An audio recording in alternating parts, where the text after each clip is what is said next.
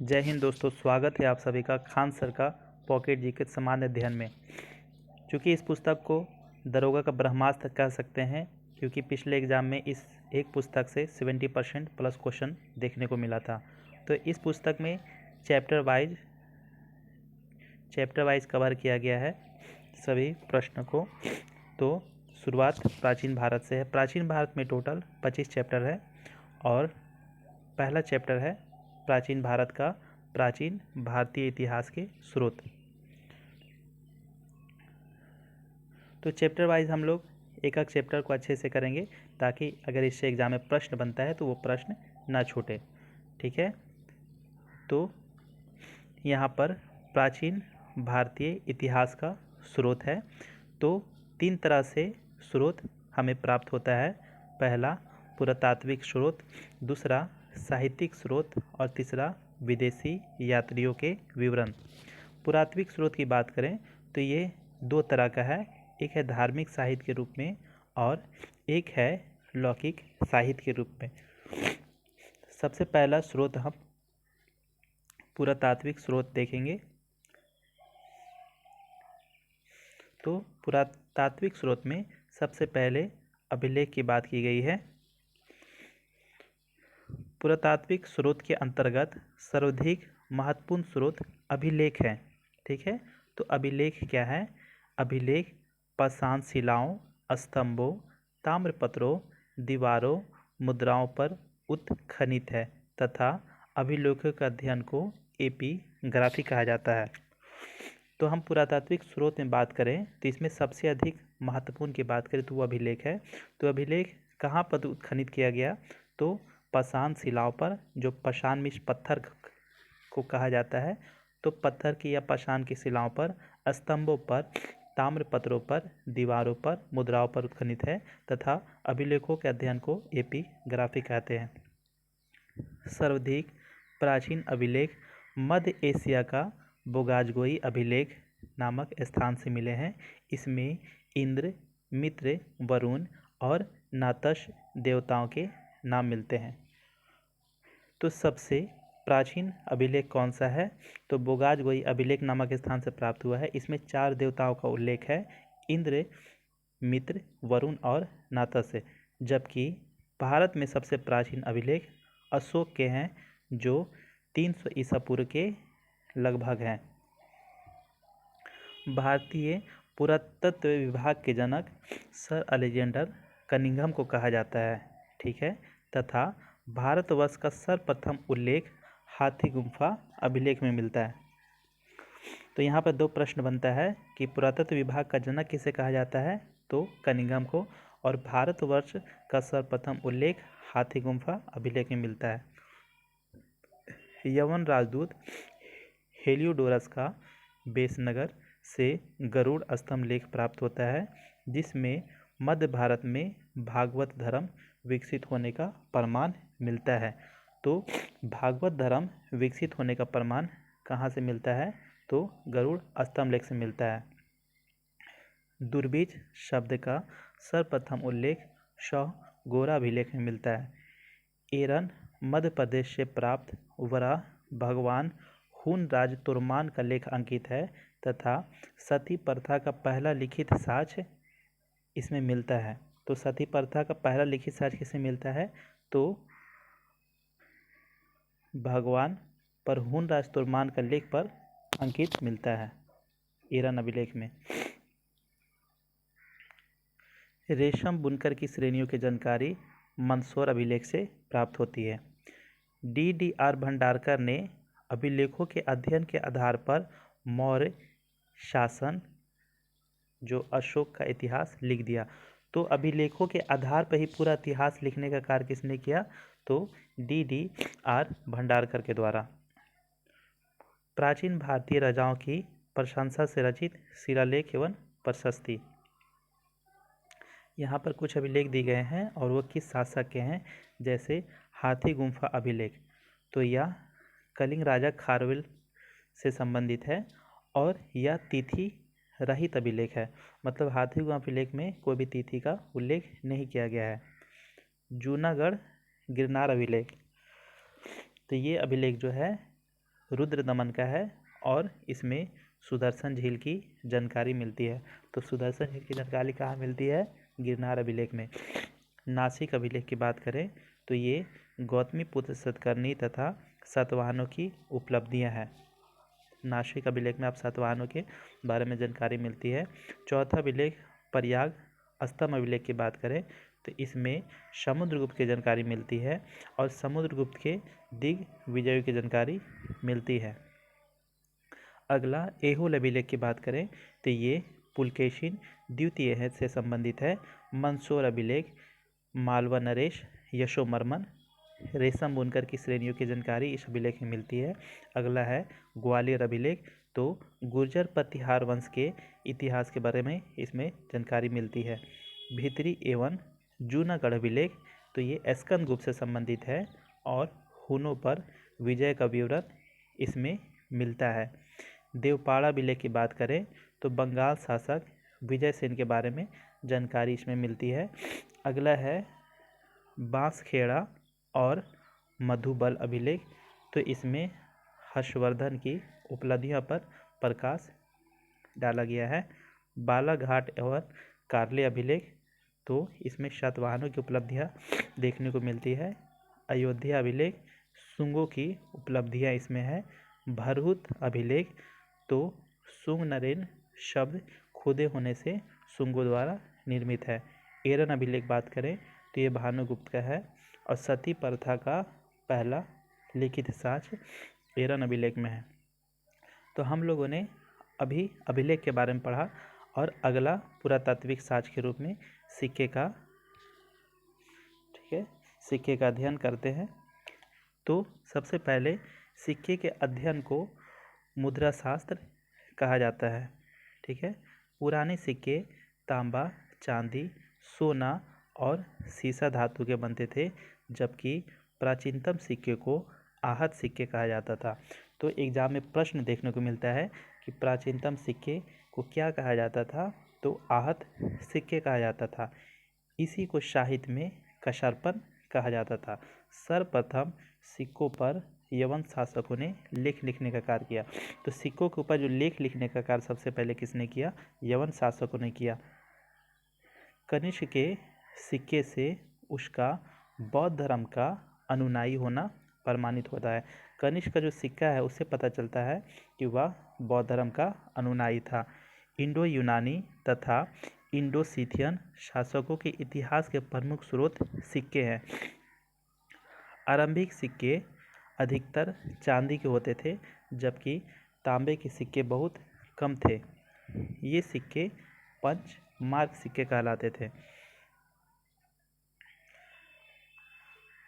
Roman सिक्के अरिक्मेडू पुडुचेरी से प्राप्त हुआ है। तो अगर पूछता है कि रोमन के सिक्के कहाँ से प्राप्त हुए हैं, तो पुडुचेरी के पास अरिक्मेडू एक जगह है, वहाँ से प्राप्त हुआ है। उत्तर भारत में मंदिरों की कला शैली नागर शैली कहलाती है तथा दक्षिण भारतीय मंदिरों की कला शैली ये द्रविड़ शैली कहलाती है। जबकि दक्षिणायन के वे मंदिर जिसमें नागर एवं द्रविड़ दोनों शैलियों का प्रयोग हुआ है, उसमें बेसर शैली मंदिर कहलाती है। कुषाण काल, गुप्त काल और गुप्तोत्तर काल में जो मूर्तियाँ निर्मित की गई है, जन साधारण की धार्मिक आस्थाओं और मूर्तिकला का ज्ञान इसमें मिलता है। भरहुत, बोधगया, सांची, अमरावती की मूर्तियाँ में जन समान जीवन की यथार्थ झांकी मिलती है। ठीक है, अजंता गुफा में उत्कीर्ण माता और शिशु तथा मरणासन राजकुमारी जैसे चित्रों की शाश्वता सर्वकालिक है, जिससे गुप्तकालिक कलात्मक और तत्कालिक जीवन शैली की झलक मिलती है। तो हम लोगों ने पुरातात्विक साक्ष्य के रूप में अभिलेख और सिक्कों के बारे में पढ़ा। अगला स्रोत है साहित्यिक स्रोत। तो साहित्य स्रोत में सबसे पहले हम वैदिक साहित्य की बात करते हैं। इसके अंतर्गत वेद तथा उससे संबंधित ग्रंथ, पुराण, महाकाव्य, स्मृति आदि है। भारत के सबसे प्राचीन वेद के रूप में भारत का सबसे जो प्राचीन ग्रंथ है वो वेद के रूप में जाना जाता है। ठीक है, और वेद का जो शाब्दिक अर्थ क्या होता है? ज्ञान है। श्रवण परंपरा में सुरक्षित होने के कारण इसे श्रुति भी कहा जाता है। वेदों के संकलनकर्ता महर्षि कृष्ण देवपायन वेद व्यास को माना जाता है।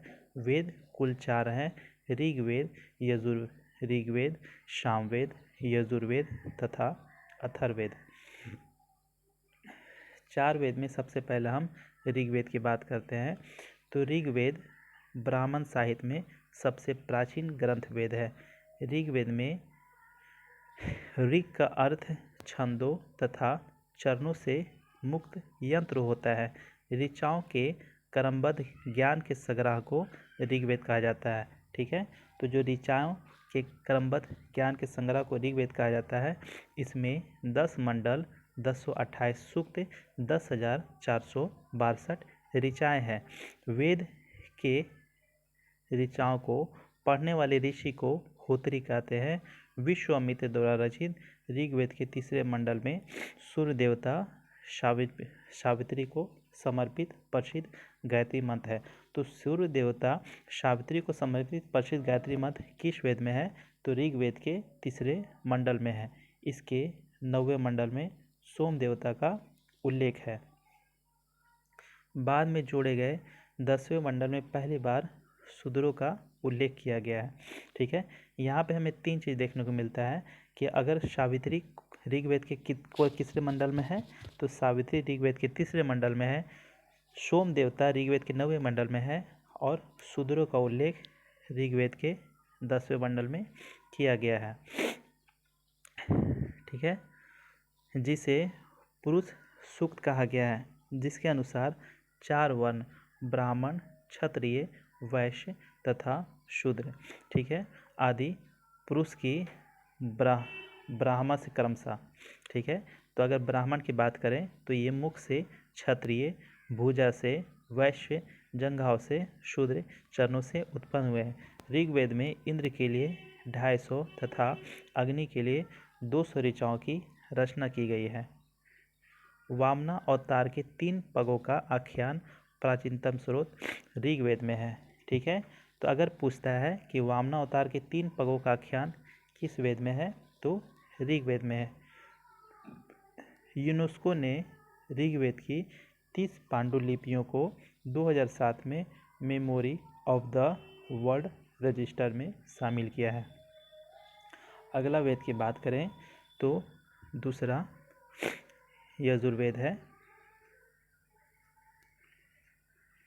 ठीक है, दूसरा यजुर्वेद है।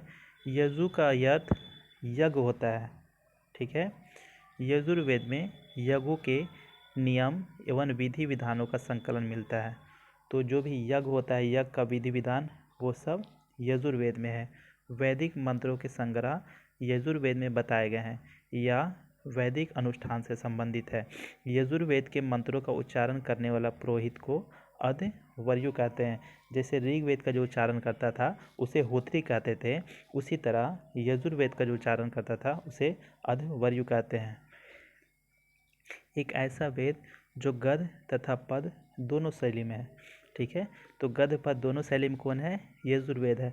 यजुर्वेद कर्म कांड प्रधान है। इसके 2 भाग हैं, एक है कृष्ण यजुर्वेद और एक है शुक्ल यजुर्वेद। ठीक है, अगला वेद की बात करें तो अगला वेद सामवेद है।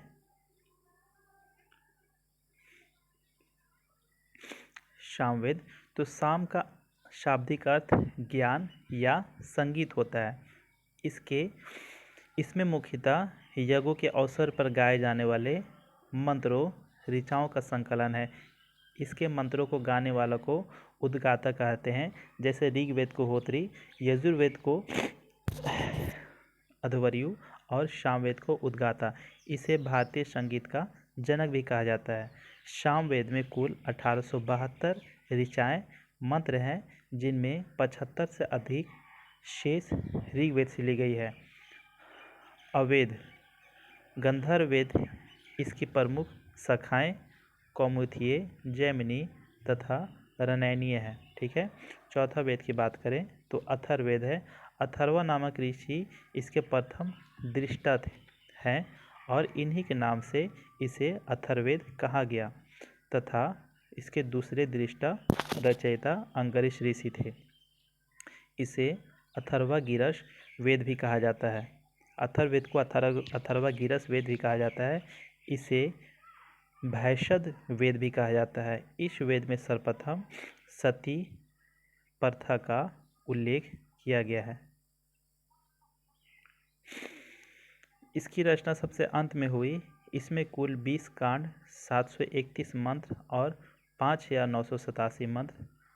इसमें लगभग 1200 मंत्र ऋग्वेद से उद्धित हैं।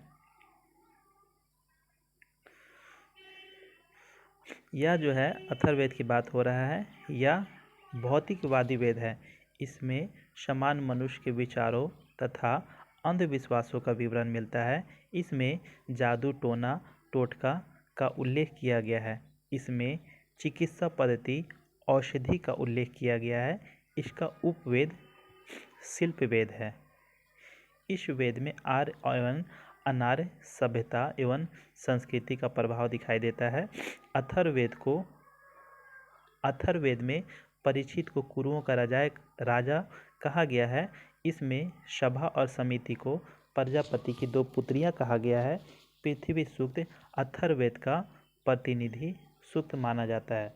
चारों वेदों के एक एक उपवेद भी हैं, जैसे ऋग्वेद का उपवेद आयुर्वेद, सामवेद का उपवेद गंधर्ववेद, यजुर्वेद का उपवेद धनुर्वेद और अथर्ववेद का उपवेद अर्थशास्त्र है। साहित्य में अगला साहित्य हम ब्राह्मण साहित्य को देखते हैं। इसकी रचना वैदिक संहिताओं की व्याख्या करने हेतु सरल गद्य में की गई है।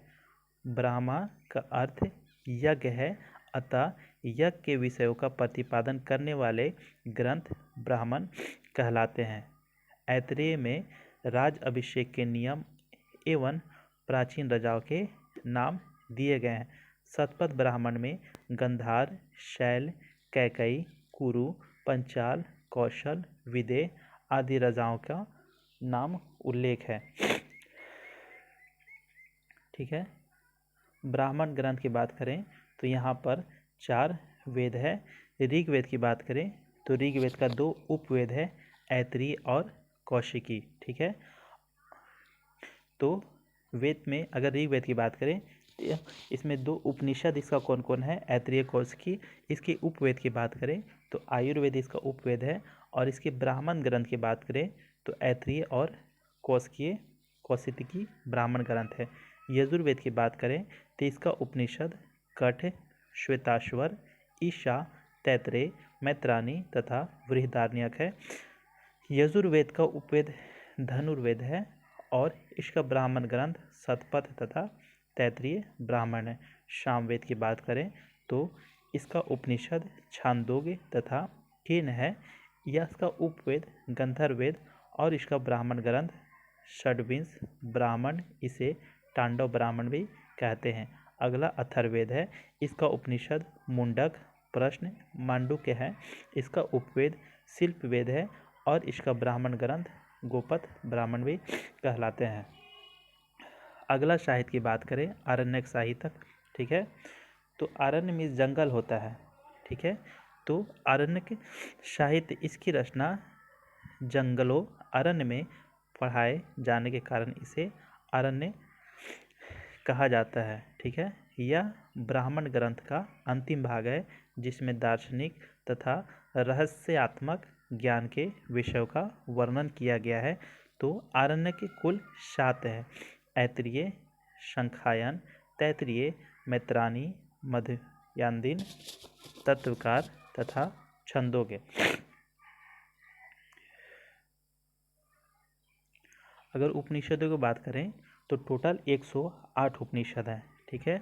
उपनिषद का शाब्दिक अर्थ उप, समीप, निष्ठापूर्वक, सद, बैठना, अर्थात दार्शनिक व रहस्यात्मक ज्ञान के लिए गुरु के समीप निष्ठापूर्वक बैठना। तो तो उपनिषद का मतलब होता है गुरु के समीप बैठना। इसे वेदांत भी कहा जाता है क्योंकि यह वेदों का अंतिम भाग है। इनका संबंध दर्शन शास्त्र से है। उपनिषद मुख्यतः ज्ञान मार्गी रचनाएं हैं। ठीक है। उपनिषदों की कुल संख्या की बात करें तो 108 मानी गई है, किंतु प्रमाणिक उपनिषद 12 है। 12 उपनिषदों की बात करें तो ईश, केन, कठ, प्रश्न, मुंडक, मांडुक्य, तैत्तिरीय, ऐतरेय, छंदोग्य, श्वेताश्वर, कौशितकी, बृहदारण्यक है। ठीक है। शंकराचार्य ने आरंभिक 10 उपनिषदों का भाष्य लिखा है। कठोपनिषद में यम तथा नचिकेता का संवाद है। तो यम और नचिकेता का संवाद किस में है? कठोपनिषद में है। छंदोग्य उपनिषद में बौद्ध धर्म का पंचशील सिद्धांत व श्री कृष्ण का प्राचीनतम उल्लेख प्राप्त है। भारत का राष्ट्रीय आदर्श वाक्य सत्यमेव जयते ये मुंडको उपनिषद से लिया गया है। जाबलोपनिषद की बात करें तो इसमें चारों आश्रम व्यवस्था का उल्लेख मिलता है। ठीक है। तो 4 आश्रम का उल्लेख किसमें मिलता है? जाबलोपनिषद में मिलता है। ऐतरेय उपनिषद में बौद्ध धर्म का अष्टांगिक मार्ग का उल्लेख है। बृहदारण्यक उपनिषद में अहम ब्राह्मी पुनर्जन्म का सिद्धांत एवं याज्ञवल्क्य गार्गी संवाद का वर्णन मिलता है। वेदांग की बात करें तो वैदिक साहित्य को समझने हेतु इसकी रचना हुई, जिसकी संख्या 6 है। ठीक है। तो वेदांग की संख्या 6 है। पहला शिक्षा, कल्प, व्याकरण, निरुक्ति, छंद, ज्योतिष। ठीक है। तो शिक्षा की बात करें सबसे पहले तो वैदिक स्वरों के शुद्ध उच्चारण हेतु शिक्षा का निर्माण किया गया। ठीक है। कल्प की बात करें तो ये ऐसे कल्प जिसे सूत्र कहते हैं, ये ऐसे सूत्र होते हैं जिनमें विधि एवं नियम का उल्लेख है। व्याकरण, इसमें नामों एवं धातुओं की रचना, उपसर्ग एवं प्रत्यय का प्रयोग, समासों एवं संधि आदि के नियम बताए गए हैं। निरुक्त, निरुक्त क्या है? शब्दों की उत्पत्ति का शास्त्र है। यह एक प्रकार का भाषा विज्ञान है। छंद की बात करें तो वैदिक मंत्र प्रायः छंदबद्ध है। छंद शास्त्र पर पिटगल मुनि का ग्रंथ है। छंद सूत्र उपलब्ध है। ज्योतिष, इसमें ज्योतिष शास्त्र के विकास को दिखाया गया है। ज्योतिष की कुल 44 श्लोक है और सबसे प्राचीनतम आचार्य मगध मुनि है।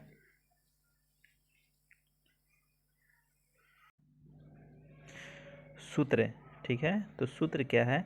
वैदिक साहित्य को अक्षुण्ण बनाए रखने के लिए सूत्र साहित्य का परिणय किया गया है। ऐसे सूत्र जिसमें विधि नियमों का प्रतिपादन किया जाता है कल्प सूत्र कहलाते हैं। कल्प सूत्रों को 3 भाग होते हैं। पहला स्रोत सूत्र, यज्ञ संबंधी नियम है इसमें। दूसरा गृह सूत्र, इसमें लौकिक और परलौकिक कर्तव्यों का विवेचन किया गया है। और तीसरा है धर्म सूत्र, ठीक है, जिसमें धार्मिक, सामाजिक, राजनीतिक कर्तव्यों का विवेचन है। ठीक है। प्रमुख सूत्रकारों में गौतम, बोधायन, अपस्तंभ, वशिष्ठ आदि के नाम विशेष रूप से उल्लेखनीय हैं। गौतम धर्म सूत्र सबसे प्राचीन है। ठीक है। तो धर्म सूत्र में सबसे प्राचीन सूत्र कौन सा है? तो गौतम धर्म सूत्र है। हम पुराण के बाद देखते हैं।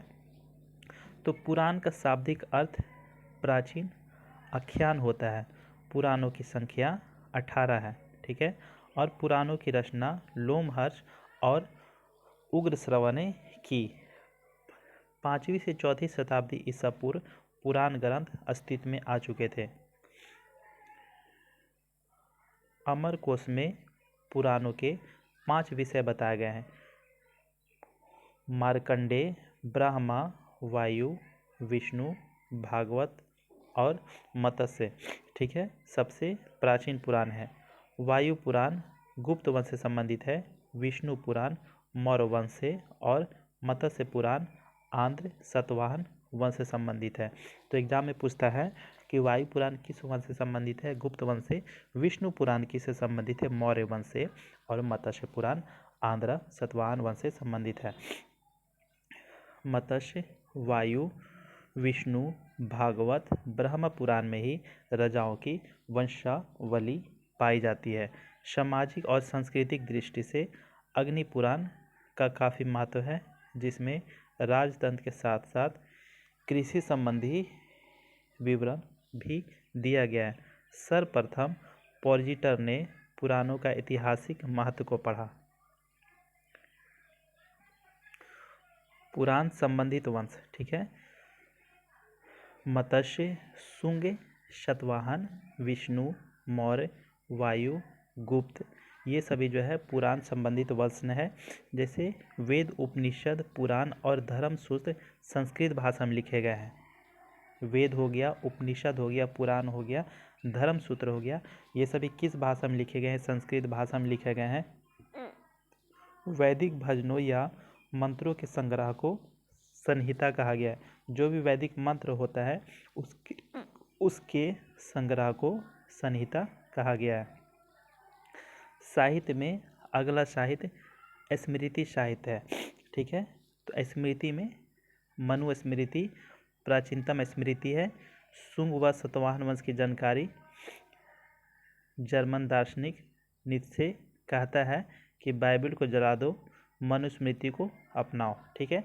तो मनुस्मृति के बारे में क्या का यहाँ पे प्रश्न बनता है कि सबसे प्राचीनतम स्मृति है, इसमें शुंग व सातवाहन की जानकारी मिलती है। और एक दार्शनिक है नीत्शे कहता है बाइबल को जला दो और मनुस्मृति अपनाओ। टीकाकार भरूची, मेधातिथि, गोविंदराज, कुल्लुक भट्ट, ये सब टीकाकार हैं इसके। याज्ञवल्क्य स्मृति की बात करते हैं तो टीकाकार विश्वरूप, विज्ञानेश्वर और अपरार्क। नारद स्मृति की बात करते हैं तो इसमें दासों की मुक्ति का उल्लेख है। कात्यायन, इसमें आर्थिक गतिविधियों का उल्लेख है। साहित्य में अगला साहित्य की बात करते हैं बौद्ध साहित्य। तो सबसे प्राचीन बौद्ध ग्रंथ त्रिपिटक है और यह त्रिपिटक पाली भाषा में रचित है। त्रिपिटक की बात करें तो ये 3 होता है। पहला विनय पिटक, दूसरा सूत पिटक, तीसरा अभिधम पिटक, ठीक है। तो बुद्ध की शिक्षाओं को संकलित कर इन्हीं 3 भागों में बांटा गया है। इन त्रिपिटकों की रचना बुद्ध के निर्वाण प्राप्ति करने के बाद हुई। बुद्ध के पूर्व जन्म की कथाओं का जातक कहा जाता है। निकायों में बौद्ध धर्म के सिद्धांत व कहानियों का संग्रह है। हीनयान का प्रमुख ग्रंथ कथा वस्तु है, जिसमें महात्मा बुद्ध का जीवन चरित्र अनेक कथानकों के साथ उल्लेखनीय है। तो बौद्ध साहित्य के बाद अब अगला साहित्य हम जैन साहित्य की बात करते हैं। तो जैन साहित्य को आगम कहा जाता है। यह प्राकृत भाषा में लिखा गया है। जैसे बौद्ध साहित्य पाली भाषा में लिखा गया है, लेकिन जैन साहित्य प्राकृत भाषा में लिखा गया है। जैन आगमों में सबसे महत्वपूर्ण 12 अंग है, जिसमें 12 अंग, 12 उपांग, 10 प्रकीर्णन, 6 छेद सूत्र, 4 मूल सूत्र, अनुयोग सूत्र एवं नंदी सूत्र की गणना की जाती है। जैन धर्म का प्रारंभिक इतिहास कल्प सूत्र से ज्ञात होता है, जिसकी रचना भद्रबाहु ने की थी। तो जैन धर्म का जो प्रारंभिक इतिहास है वो कल्प सूत्र से ज्ञात होता है। और कल्प सूत्र की रचना किसने की? भद्रबाहु ने की। आचारांग सूत्र में जैन भिक्षुओं के आचार नियमों का उल्लेख मिलता है। भगवती सूत्र में महावीर के जीवन शैलियों पर प्रकाश पड़ता है। जैन ग्रंथों में सबसे महत्वपूर्ण हेमचंद्रकृत परिशिष्ट पर्वन है, जिसकी रचना 12वीं शताब्दी में हुई। लौकिक साहित्य, अगर हम अन्य साहित्य की बात करते हैं तो ऐतिहासिक रचनाओं में सर्वप्रथम उल्लेख अर्थशास्त्र का किया जाता है। अर्थशास्त्र भारत का पहला राजनीतिक ग्रंथ है। इसकी रचना कौटिल्य, जिसे चाणक्य या विष्णुगुप्त भी कहते हैं, के द्वारा किया गया। यह 15 अधिकरण 180 प्रकरणों में विभक्त है। यह मौर्यकालीन इतिहास व राजनीति के ज्ञान के लिए अर्थशास्त्र एक महत्वपूर्ण ग्रंथ है। संस्कृत साहित्य में ऐतिहासिक रचनाओं में सर्वाधिक महत्वपूर्ण कश्मीरी कवि कल्हण द्वारा रचित राज तरंगिणी है। इसमें 8 सर्ग हैं, जिन्हें तरंग कहा गया है। इसमें कश्मीर के शासकों का वर्णन है और संस्कृत साहित्य में ऐतिहासिक घटनाओं का क्रमबद्ध इतिहास लिखने का प्रथम प्रयास किया गया है। एक ज्योतिष ग्रंथ है जिसे गार्गी संहिता, ठीक है।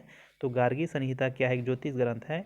इसमें भारत पर होने वाले यवन आक्रमणों का उल्लेख मिलता है। अष्टाध्यायी व्याकरण की प्रथम पुस्तक है, ठीक है। तो व्याकरण की प्रथम पुस्तक है अष्टाध्यायी, जिसके लेखक पाणिनि है और इसमें पहली बार लिपि शब्द का प्रयोग हुआ है। इसमें मौर्य से पूर्व का इतिहास तथा मौर्यकालीन राजनीतिक अवस्था की जानकारी प्राप्त होती है। 13वीं शताब्दी के आरंभ में अरब लोगों ने अरब में सिंध का इतिहास लिखा, जिसे फारसी अनुवाद चशनामा नामक पुस्तक में है। अब है विदेशियों का विवरण की बात करते हैं, ठीक है। तो विदेशी यात्रियों से मिलने वाली प्रमुख जानकारियाँ। भारत में आने वाले विदेशी यात्रियों एवं लेखकों का विवरण से भी हमें भारतीय इतिहास को जानने में सहायता मिली, जिसमें अनेक यूनानी, रोमन, अरबी और चीनी यात्री सम्मिलित हैं। सबसे पहले हम बात करते हैं यूनानी रोमन लेखक, जो यूनान से जो लेखक आए, ठीक है, उनके बारे में। तो भारतीय स्रोत में हमें सिकंदर के आक्रमण, जो कि 325 ईसा पूर्व में हुआ था, की कोई जानकारी नहीं मिलती है। इसलिए हमें यूनानी स्रोतों पर ही आश्रित रहना पड़ता है। सिकंदर के समकालीन एक भारतीय राजा सेंद्रोकोटस का नाम मिलता है, जो यूनानी लेखकों एस्ट्रेबो और जस्टिन ने किया है। एरियन तथा प्लूटार्क ने उसे एंड्रोकोटस तथा फिलार्कस ने उसे सेंड्रोकोटस के नाम से उल्लेख किया है। एस्ट्रेबो, डियोडोरस, प्लिनी और एरियन नामक यूनानी विद्वान क्लासिकल लेखक के रूप में जाने जाते हैं। अगला विदेशी यात्री टेसियस है। तो ये क्या है? ये एक ईरानी राजवैद्य था। हेरोडोट्स, इसे इतिहास का पिता कहा जाता है, अपनी पुस्तक हिस्टोरिका 5वीं शताब्दी ईसा पूर्व में लिखी, जिसमें भारत और फारस संबंध का वर्णन देखने को मिलता है। अगला है निरियाकस, अनेसिक्रिटस और अरिस्टिबुलस। ये सभी लेखक सिकंदर के समकालीन थे। वह इनका विवरण अधिक प्रामाणिक और विश्वसनीय है। अगला है टॉलमी। तो दूसरी शताब्दी में भारत का भूगोल नामक पुस्तक लिखी। टॉलमी की ज्योग्राफी तथा पेरिप्लस ऑफ द इथियन सी नामक पुस्तक लिखी, जिसमें भारतीय बंदरगाहों का व्यापारिक वस्तुओं का वर्णन है, ठीक है। अगला है डायोनिसियस। ये मिस्र नरेश टॉलमी फिलाडेल्फस के राजदूत के रूप में अशोक के दरबार में आया था। तो इसमें दो चीज़, जितना भी विदेशी यात्री है ना, इसमें दो चीज़ इंपॉर्टेंट है। एक है वो किसका राजदूत था, और दूसरा भारत के किस राजा के शासनकाल में आया था। जैसे डायमेकस की बात करें तो ये सीरियाई राजा एंटियोकस का राजदूत था, ठीक है, लेकिन यह बिंदुसार के दरबार में आया था। मेगास्थनीज की बात करें तो यह सेल्यूकस निकेटर का राजदूत के रूप में 14 वर्षों तक चंद्रगुप्त मौर्य के दरबार में रहा। इसकी पुस्तक इंडिका में मौर्यकालीन समाज व संस्कृति के बारे में जानकारी मिलता है। अगला प्लिनी, इसकी पुस्तक नेचुरल हिस्टोरिका ईसा की प्रथम शताब्दी व लैटिन भाषा में है, जिसमें भारत व इटली के मध्य होने वाले व्यापार, वनस्पति व खनिजों का विवरण है, ठीक है। अगला है चीनी लेखक या चीनी यात्रियों का विवरण।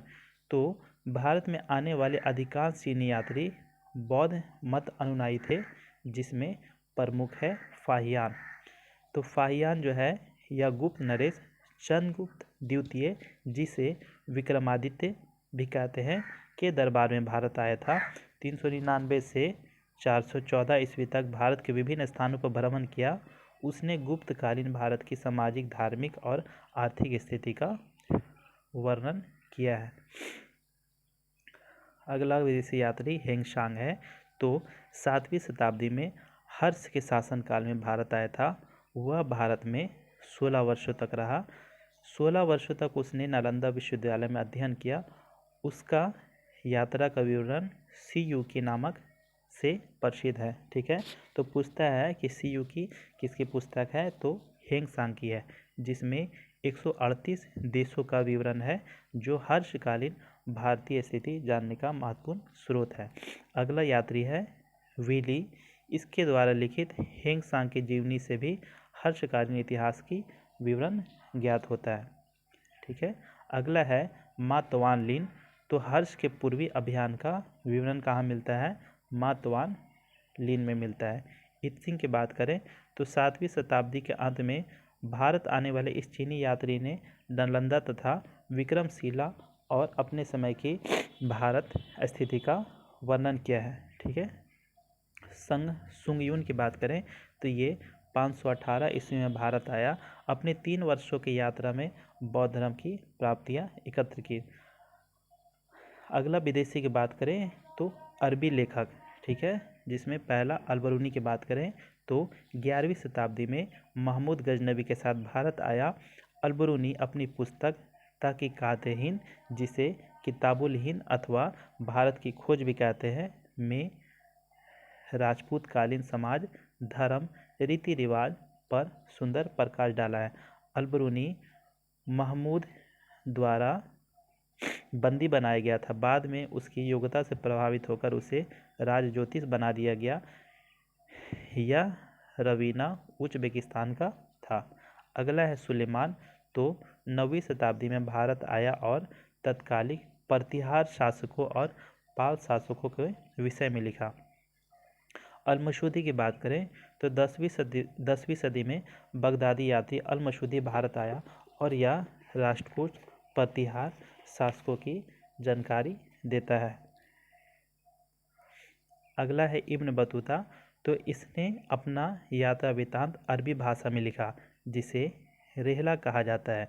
14वीं शताब्दी में 1333 ईस्वी में दिल्ली पहुंचने पर इससे प्रभावित होकर सुल्तान मोहम्मद बिन तुगलक ने उसे दिल्ली का काजी नियुक्त किया। अन्य लेखक की बात करें तो लेखक तारानाथ है। तो तारानाथ जो है यह एक तिब्बती लेखक है। इसने कंग्यूर और तग्यूर नामक ग्रंथ की रचना की। इसने भारतीय इतिहास के बारे में जानकारी मिलती है। ठीक है, मार्को पोलो। यह 13वीं शताब्दी के अंत में पांडे देश की यात्रा पर आया था। इसका विवरण पांडे इतिहास के अध्ययन के लिए उपयोगी है।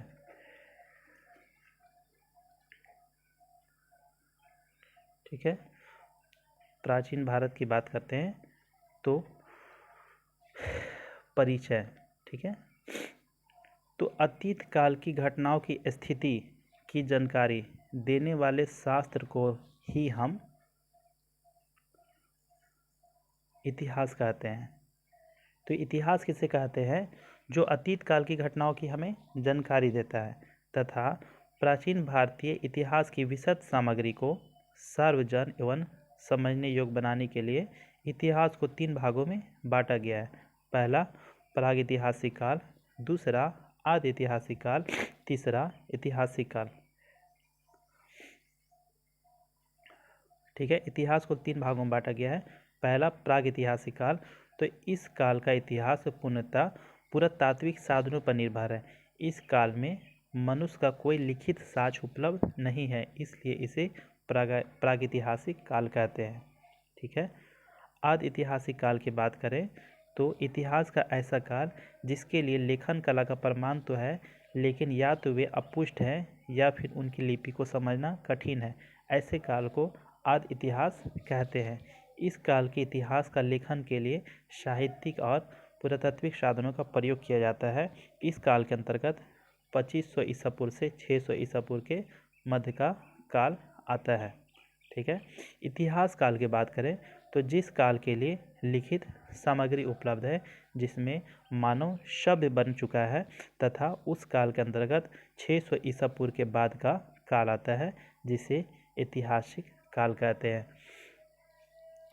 तो हम लोगों ने खान सर का जो प्राचीन इतिहास पॉकेट जीके का जो प्राचीन इतिहास, इसके पहले चैप्टर को पढ़ा। आप लोगों को ये वीडियो कैसा लगा? अगर आप इससे कुछ सुझाव देना चाहते हैं तो प्लीज़ कमेंट में ज़रूर बताएं, ताकि अगले वीडियो में हम उस सुधार को कर सकें। Thank you.